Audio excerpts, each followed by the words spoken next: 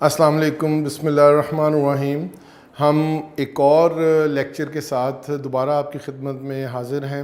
میرا نام محمد جواد افضل ہے، اور یہ کام شروع کرنے سے پہلے ہم ابتدا کرتے ہیں رب جلیل کے بابرکت نام سے، جو دلوں کے حال بہتر جانتا ہے، جو میرا، آپ کا، ہم سب ساری کائنات کا خالق ہے۔ وہ ہمیں پالنے والا ہے، وہی ہمیں کھلانے والا ہے، وہی سلانے والا ہے، وہی اٹھانے والا ہے۔ اس کے حضور ایک دعا ہے چھوٹی سی، کہ اللہ تعالیٰ ہمیں ان لوگوں میں شامل کرے جن لوگوں پہ اللہ تعالیٰ نے اپنا کرم نازل کیا ہے، انہیں سوجھ بوجھ دی ہے، ان لوگوں میں نہ شامل کریں، فرعون میں اور دوسرے اس طرح کے جنہوں نے اللہ تعالیٰ کے حکموں کو نہ مانا، اور قیامت والے دن ہمارے داہنے ہاتھ میں اعمال نامہ دے کے ہمیں کامیاب کریں۔ بسم اللہ الرحمن الرحیم۔ آج معاشرتی علوم، یعنی کہ معاشرتی سے مراد سوشل، علوم سے مراد اسٹڈیز۔ ہم پہلے سوشل اسٹڈیز سے واقف تھے، تو آج ہم ابتدا کر رہے ہیں ایک نصاب اور ایک قوم اور ایک نصاب کا پہلا مضمون معاشرتی علوم کلاس 5 کے لیے، اور لیکچر نمبر ہمارا ہے 1۔ اور آج سب سے پہلے جو ٹاپک ہے وہ بھی ہمارا بہت ہی یونیک اور بہت ہی خوبصورت ہے، کہ اگر آپ اس کو فیل کریں گے تو اس سے سمجھ آ جائے گا کہ ایک قوم اور ایک نصاب کا کیا مطلب ہے۔ اس میں سب سے بڑی ذمہ داری آپ کی، میری، ہر شہری کی ہے جو اس ملک میں رہتا ہے۔ سب سے پہلے باب نمبر 1، شہریت۔ باب نمبر سے مراد چیپٹر، باب کہتے ہیں اردو میں۔ اب ہم جتنی بھی ٹرمینالوجی یوز کریں، کوشش کریں گے کہ اپنی مادری زبان اردو میں استعمال کریں، اور اردو کو ہی فروغ دیا جائے۔ دنیا میں جس طرح ساری قومیں زندہ ہی اس وقت رہتی ہیں جب وہ اپنی زبان پہ قائم رہتی ہیں۔ زبان پہ قائم رہنا اپنے قول پہ قائم رہنا نہیں ہے، زبان ایک شناخت ہے۔ ہم اپنی شناخت کو، جو پیچھے ہوا اس کو چھوڑ دیں، لیکن اب ہم اپنے ایک قوم ایک نصاب کی وجہ سے ساتھ ساتھ اپنی اردو زبان کو اپنی قومی زبان کی طرف واپس ہم آئے ہیں۔ تو انشاءاللہ تعالیٰ اس میں باب نمبر 1، شہریت اور انسانی حقوق۔ میں ساتھ ساتھ انگریزی میں تھوڑا ترجمہ کرتے جاؤں گا تاکہ اسٹوڈنٹس کو پتہ چلتا جائے کہ citizenship and human rights. Citizenship سے مراد ہے شہریت، اور ہیومن رائٹ سے مراد ہے انسانی حقوق۔ اینڈ اور کا تو آپ کو پتہ ہی ہوگا۔ اس کا ابتدا کرتے ہیں، کچھ میں نے چھوٹی چھوٹی ہیڈنگز بنائی ہیں، کچھ کتاب میں ہیں، کچھ کتاب میں نہیں ہیں۔ انشاءاللہ تعالیٰ کتاب بھی جلد ہی آپ کو آپ کے اس میں دسترس میں ہوگی انشاءاللہ تعالیٰ۔ سب سے پہلے شہریت کا مطلب کیا ہے؟ شہریت کا مطلب سمجھانے کے لیے میں آپ کو یہ بتاؤں گا کہ ہر شخص ایک اپنی شناخت رکھتا ہے۔ شناخت سے مراد کہ جس طرح ہم پاکستان میں رہتے ہیں، ہم پاکستان کے شہری ہیں، ہم یہیں پیدا ہوئے ہیں، ہم یہیں پہ بڑے ہوئے ہیں، ہمیں اس چیز کی آئیڈینٹیفیکیشن دی گئی ہے، ایک شناخت دی گئی ہے، اور ہمیں کہا گیا ہے بائی برتھ ہمارا ایک سرٹیفکیٹ بنتا ہے جس پہ شہریت لکھی ہوتی ہے۔ پاکستان میں پیدا ہوئے تو پاکستانی شہریت، کسی اور ملک میں پیدا ہوئے تو وہاں کی شہریت وہاں پہ لکھی جاتی ہے برتھ سرٹیفکیٹ کے اوپر۔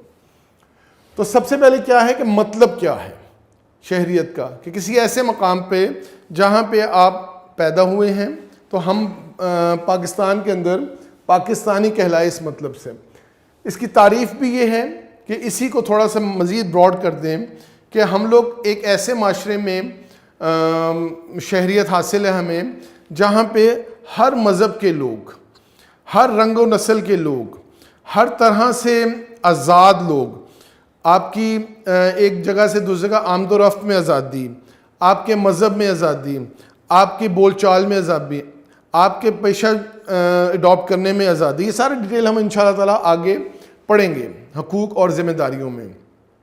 تو تعریف اس کی یہی بنتی ہے کہ ایسی جگہ پہ کسی بھی شخص کا ہونا جہاں پہ اس کی شناخت، اس کی آئیڈینٹیفیکیشن ہو جائے۔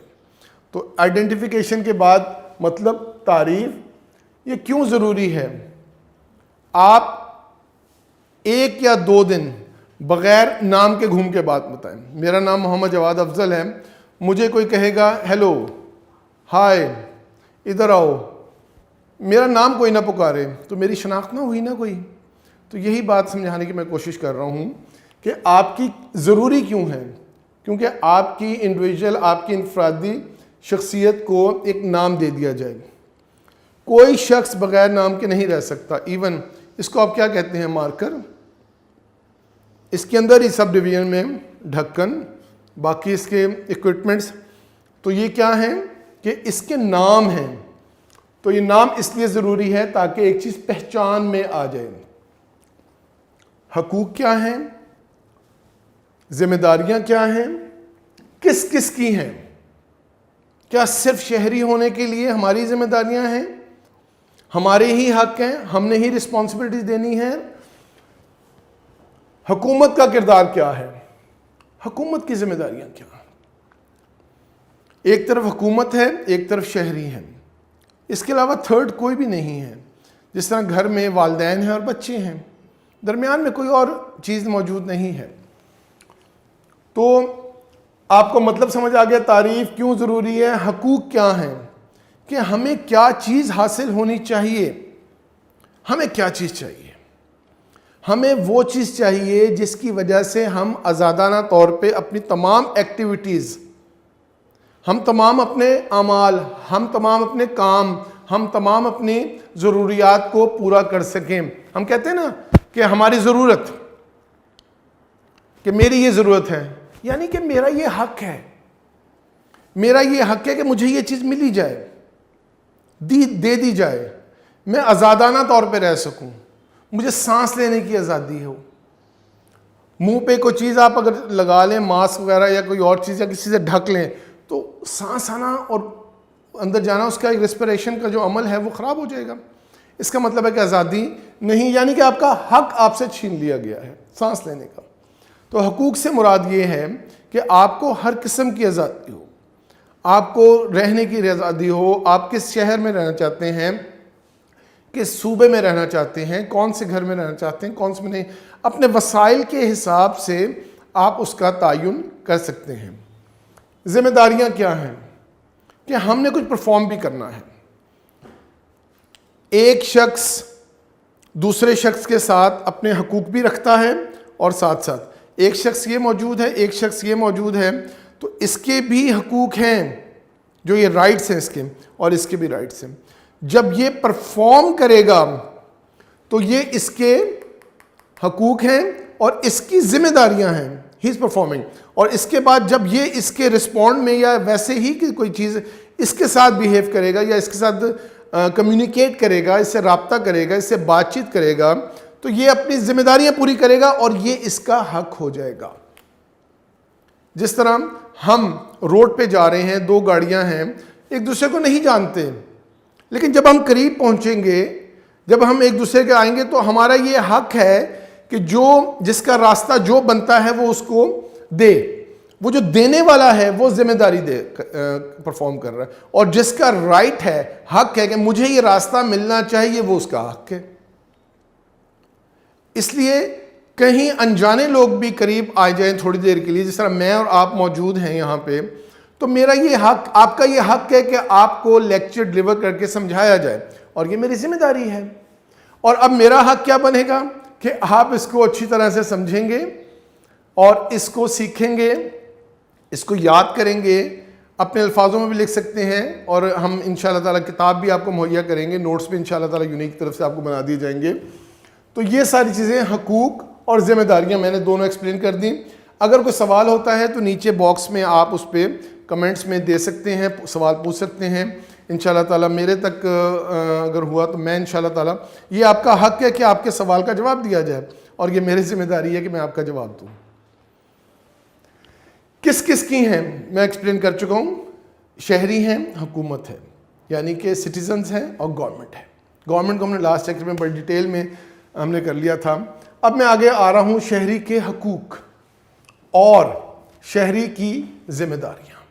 یہ دو چیزوں میں ہم نے ڈیوائڈ کر دیا ہے، اور یہ انشاءاللہ تعالیٰ آپ کو بڑی ڈیٹیل میں نے کر دیا. ویسے یہ ساری چیزیں میں اوپر ایکسپلین کر چکا ہوں، لیکن اب پوائنٹ بائی پوائنٹ ہم لوگ کریں گے. اس کے مزید بھی پوائنٹس ہیں تو انشاءاللہ تعالیٰ ہم اس کو کتاب میں پڑھیں گے. سب سے پہلے آزادی اور زندہ رہنے کا حق. بھئی زندہ رہنے کا حق کون چھین سکتا ہے ہم سے؟ بھئی ہوتا ہے. جب حکومت کی طرف سے یا کسی گھر کے اندر چار دیواری کے اندر جب آپ رہتے ہیں، اب اس کمرے کے اندر ہم باؤنڈ ہیں، اب باہر جتنی مرضی اندھیرا چل رہا ہے، اس نے ہمیں پروٹیکٹ کیا ہوا ہے، ہمیں اس نقصان سے بچایا ہوا ہے، اس تیز دھوپ سے بچایا ہوا ہے. تو کیا ہے کہ زندہ رہنے کا حق اس کمرے نے ہمیں دیا ہوا ہے. سمجھنے میں آسانی ہوئی آپ کو؟ اب اسی طرح سے آپ ہر شہری کا ایک حق ہے، اس کا ایک حق ہے، اور کہ مجھے آزادی اور زندہ رہنے کا حق دیا جائے. نمبر 2، آزادی اظہار کا، freedom to speech anything, یا اسپیچ فریڈم کہہ سکتے ہیں اس کو، جو دنیا میں آج کل بہت زیادہ ہے. اس کا پازیٹیو نیگیٹو دونوں امپیکٹ ہے کہ آپ اپنی آزادی کے ساتھ کچھ بھی کہہ سکتے ہیں، لیکن اگلے کا احترام کرتے ہوئے، دیکھتے ہوئے کہ مجھے کیا چیز کہنی ہے، کیا چیز مجھے نہیں کہنی، کس چیز سے مجھے روکا گیا ہے، کس چیز سے مجھے اجازت دی گئی ہے، کس چیز کی. تو یہ آپ کا آزادی اظہار کا حق ہے ضرور، لیکن اچھے برے کا کرنا وہ آپ کی ذمہ داری ہے کہ مجھے کیا بولنا ہے، کیا نہیں بولنا. میں یہاں پہ معاشرتی علوم پڑھانے کے لیے آیا ہوں، اور میں انگریزی کا لیکچر سٹارٹ کر دوں، میں سائنس کا لیکچر سٹارٹ کر دوں، میں میتھس کا لیکچر حساب کا سٹارٹ کر دوں، تو کیا ہے، میرا آزادی اظہار کا حق ہے مجھے، لیکن مجھے جو رسپانسبلٹی دی گئی ہے مجھے وہ کام پورا کرنا ہے. انڈرسٹینڈ؟ تعلیم کا حق. آپ اپنے والدین تو کہتے ہیں کہ اچھی سے اچھی تعلیم حاصل کریں گے، ڈاکٹر بنے، انجینئر بنے، لیکن ایک شہری کو اس کا حق ہے کہ وہ اپنے مزاج کے مطابق، اپنی نیڈ کے مطابق ایسا ہی علم حاصل کرے، اس کو اس کی آزادی ہو. نیکسٹ، بہت بنیادی بات بتانے لگا ہوں، غور سے دیکھیے گا. مذہب، آپ کا ریلیجن، عقیدہ کے مطابق زندگی گزارنے کا حق. میرا عقیدہ ہے لا الہ الا اللہ محمد رسول اللہ، میں اس پہ قائم ہوں، مرتے دم تک قائم رہوں گا، اور اللہ تعالیٰ سے دعا کرتا ہوں کہ ہمیں اس میں کامیابی عطا فرمائے. یہ میرا حق ہے. کوئی نہیں مانتا، وہ اس کا ہے، وہ اس کی رسپانسبلٹی ہے، اس کو چاہیے کہ علم حاصل کرے اور حقیقت تک پہنچے. تو قدرتی طور پہ یا ایک سوسائٹی میں رہتے ہوئے، ایک سٹیزن شپ کے اندر ہمیں یہ آزادی کا حق حاصل ہے کہ ہمیں مذہب اور عقیدے کے مطابق زندگی گزارنا چاہیے. اس کے بعد اس سے بہت واقف ہیں آپ، ووٹ دینے کا حق. ووٹ لینے کا بھی حق ہے اور ووٹ دینے کا بھی حق ہے. ووٹ دینے کا حق ہے جس کو مرضی آپ دیں. اس کے بعد عزت اور پرامن اجتماع، گیدرنگ اور آزادانہ حرکت کا، موومنٹ کا. کسی کو ڈسٹرب کیے بغیر آپ موومنٹ کر سکتے ہیں، اور عزت اور پرامن کہ کسی کو نقصان پہنچائے بغیر، کسی کو ہرٹ کیے بغیر. اور لاسٹ اس میں ہے تنظیم سازی، یعنی کہ کوئی جماعت بنا سکتے ہیں آپ. مختلف ناموں سے جماعت بنی ہوئی ہے، آپ اپنی ہی ایک تنظیم بنا سکتے ہیں، آرگنائزیشن بنا سکتے ہیں، اسٹیبلش کر سکتے ہیں، اور کوئی پیشہ، پروفیشن جوائن کر سکتے ہیں آپ. یہ بھی آپ کا حق ہے. اب آ جائیں ہم لوگ ذمہ داریوں کی طرف. ذمہ داریوں میں جسے ہم کہتے ہیں رسپانسبلٹیز، حقوق کو کیا کہتے ہیں؟ رائٹس. اب رسپانسبلٹیز، نمبر 1، ملک کا وفادار ہونا اور اس کا شہری ہونے پر فخر محسوس کرنا. To be proud to be a Pakistani, to be a Muslim. I'm feeling very proud. یہ کیا ہے؟ میری ذمہ داری ہے کہ میں اپنے ملک کے ساتھ وفادار ہوں، اس کی چیزوں کی حفاظت کروں. میں سڑک پہ جا رہا ہوں تو بلا وجہ میں جو ریپر ہے کوئی کھا پی کے میں نیچے نہ پھینکوں اس کے جو